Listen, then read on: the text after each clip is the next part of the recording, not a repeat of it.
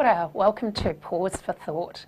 This week we're meeting the founder of a wonderful animal rescue centre which takes in abused and injured animals. Shawn Bishop and her partner Michael Dixon 11 years ago set up the sanctuary at Matakana, north of Auckland. The first animals to join them there were donkeys, Solomon and Bartholomew. The couple has also rescued many battery hens who were in a terrible state. The hens, at 18 months of age, were at the end of their useful lives to battery farmers. We'll also talk this week about experiments on animals. Do hundreds of thousands of New Zealand animals really need to suffer each year in the name of science? What alternatives are there to these cruel practices? The sanctuary. The footage you're seeing is of Shawn Bishop and Michael Dixon's Animal Rescue Centre north of Auckland. Donkeys Solomon and Bartholomew moved onto the property on the same day as Shawn and Michael. The sanctuary is 32 acres and has grazing and provides a permanent home for abused animals. The property is bordered by 400 acres of protected bush. This means that Shawn and Michael can safely release rehabilitated native birds. The animals you're seeing have been rescued and cared for at the sanctuary. Some will find a permanent home there. Others will receive treatment for injuries and recover before being released into the wild. There are around 100 animals at the sanctuary, two-legged and four-legged, native and exotic, warm-blooded and cold-blooded, all receiving the care they deserve. Shawn and Michael say that running the sanctuary is very hard work. One of their greatest rewards is seeing rehabilitated native birds soaring back into their natural lives in the wild. The permanent residents who have been badly treated by humans are at first fearful, but with love and good treatment become gentle and trusting. Shawn and Michael say that animals can teach us a lot about forgiveness and being able to love and trust again. Now, to talk more about the sanctuary, I'm joined by Shawn Bishop and Benji.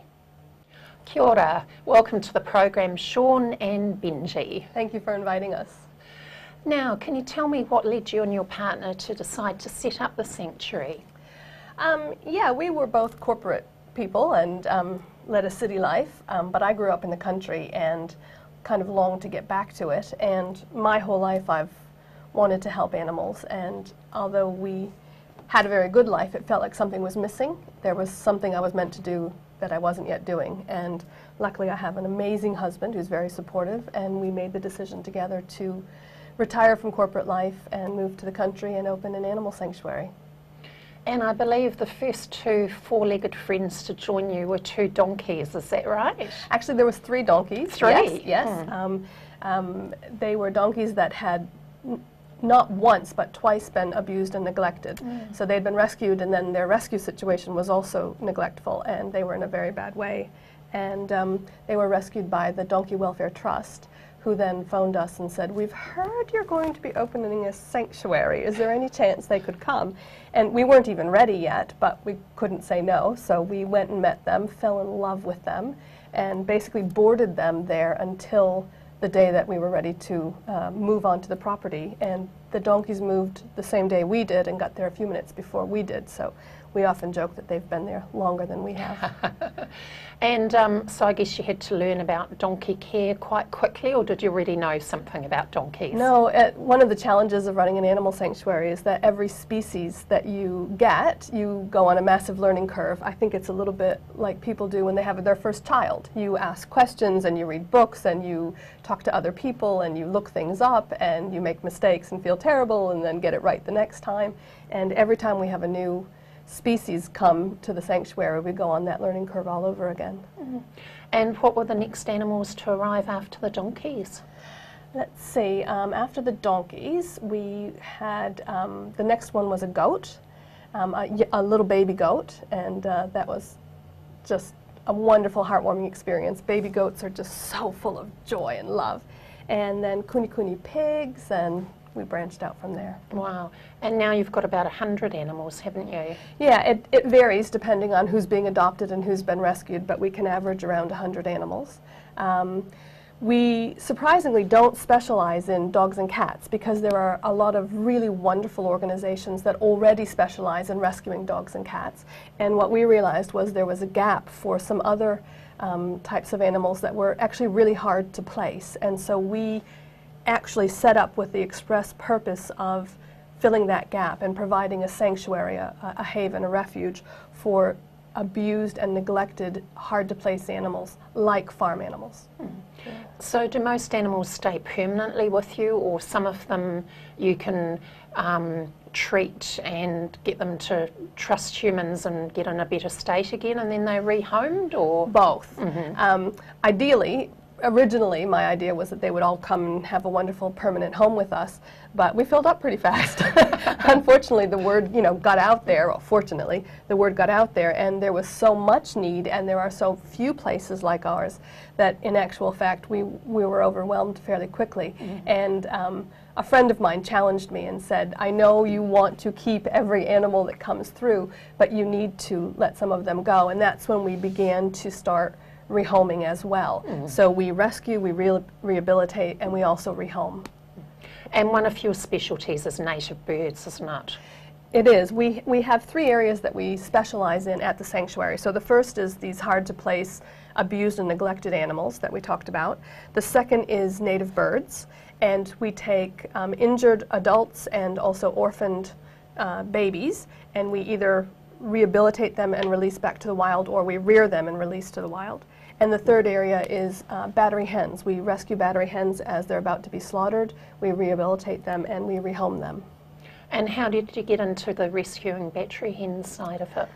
At first, in the early days, I thought, well, we're a sanctuary, of course we'll provide a home for some rescued hens. I didn't expect to fall in love with them. I had no idea that they had so much personality, and we hear the term bird brain, and I thought they wouldn't be very smart. And the very first batch that arrived escaped, and they outsmarted me regularly. And I realized that in actual fact they're quite intelligent, and they have personalities, and they're curious, and they're interactive, and I totally fell in love with them. Then as I learned more about the plight of commercial hens, I became more and more outraged at the cruelty involved in that industry, and decided that we would do something to help. So we rescue hens at point of slaughter, which is only 18 months old. They've only laid for 1 season. People call them spent hens and think that that's the end, but in actual fact those hens will lay for years. Nobody wants to feed them for the 6 weeks that they're not laying before they start laying again, and that's when they're killed. So we rescue as many as we're allowed to take, and as many as we have room for. We rehabilitate them because they are in shocking state, and then we rehome them. And at this point, we have rehomed over 1,700 hens, because hens are the new black, and it's really becoming a popular thing. People don't want eggs that are associated with cruelty, and people are becoming really interested in having their own chooks in the backyard, just like we did in the old days, having their own fresh, cruelty-free eggs, and it's becoming very, very popular. So it's something we do a lot now.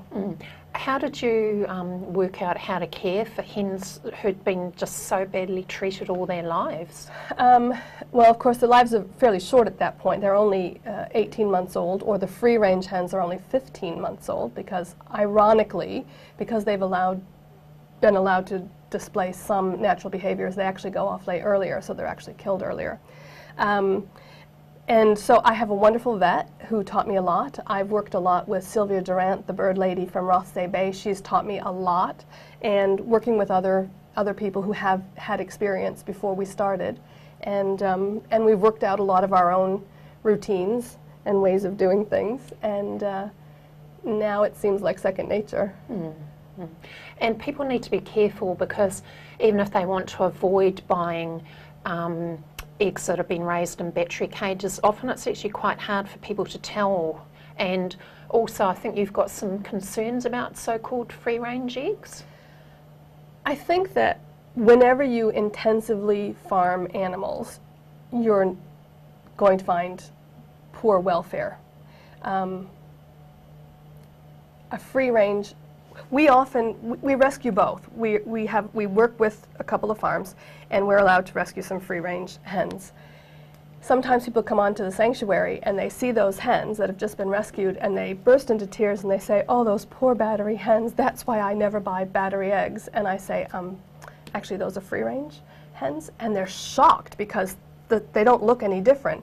It's because there's 7,000 of them in a barn, and although we think free range, we picture a tree and 1 or 2 hens, in actual fact, by law, you're allowed to have 10 hens per square meter. Well, that's packed. That is absolutely jam-packed. And if you have 7,000 hens like that, the stress and the intensity of having that many hens jammed into that space still results in pecking and fighting and deaths, and they have wounds and their feathers are pulled out, and it's still pretty brutal. Yeah. If people want to help you and the sanctuary, what's the best thing they can do? Donate money, volunteer their time? What do you need at the sanctuary? All of the above.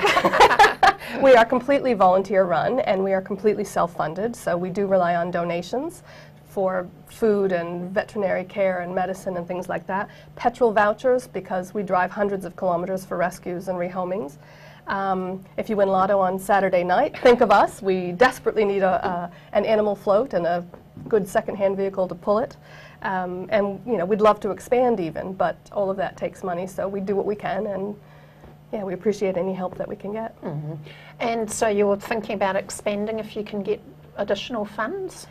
I would love to. If I win Lotto on Saturday night, we'll definitely be expanding. I mean, the need is so large. We get so many calls, and we really struggle to provide the services. We are just volunteers, and yet we work 30 hours a day. So it is a struggle, and I would love, if I had more land, if I had more grazing, then I could rescue more animals. And we even have land adjacent to us that has been offered for our use if we could put up a barn and we could put up fences and we could put in water troughs. So we raise money and do a project, and then we raise money and do the next project, and we'll expand that way. Thanks a lot, Shawn, to you and Benji, and good luck with that Lotto win. Thank you so much.